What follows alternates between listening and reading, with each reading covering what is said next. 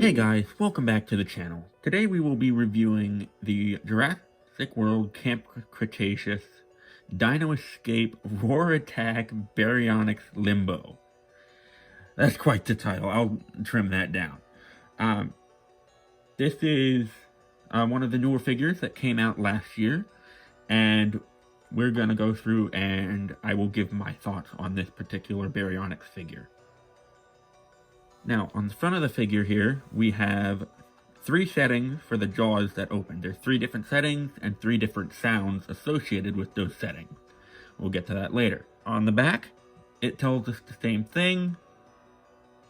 3 different settings, as well as some of the other figures, including an Ankylosaurus Bumpy and a Ceratosaurus. Now, to get the figure out, we just need to clip these 2 wires.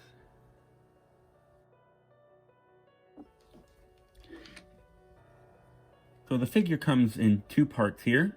The tail is disconnected, so you can just push this tail part into here.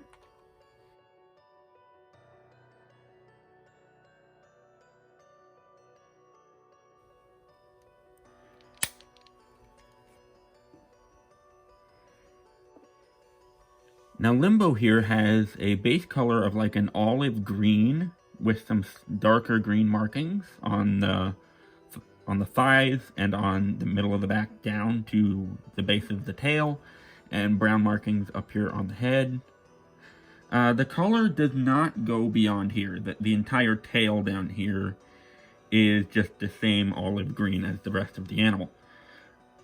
This is true for the Ceratosaurus as well, though Ted Brothers did improve on the Ceratosaurus with this picture here.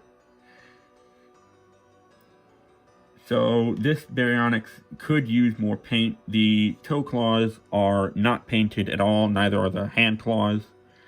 The teeth are like a creamy white, off-white, and the eyes are bright yellow. Now for the roaring effects.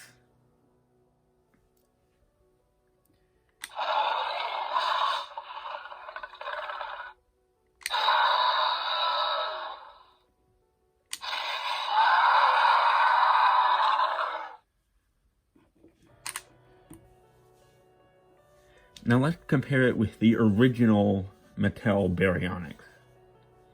The legs on both figures seem to be completely different sculpts, meaning they'd used a completely different mold for the legs. The arms do seem similar, I must say. The arms are probably the same mold, which makes sense.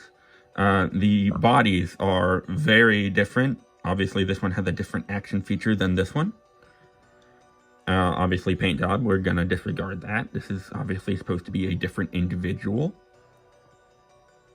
Tails, this one scoots continue on down past the tail, whereas this one stop roughly here. Overall, this is a decent rendition of a Jurassic World Baryonyx. I do like this one.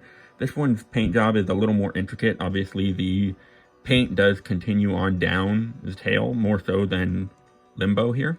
The head is obviously quite different because it has a different action features. This one seems a bit longer than this one, which I enjoy the variation. But both figures seem roughly the same size, which is good as far as consistency goes.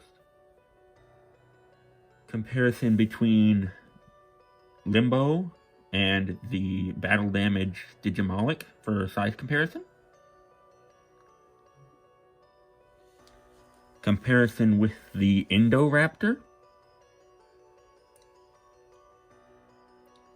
It's a tad bit smaller, just a tad bit smaller as far as height goes than the Albertosaurus, but they're overall roughly the same length, because the Albertosaurus does have a shorter tail. And comparing it, of course, to the Extreme Chomp and T-Rex, it's a good deal smaller at this point.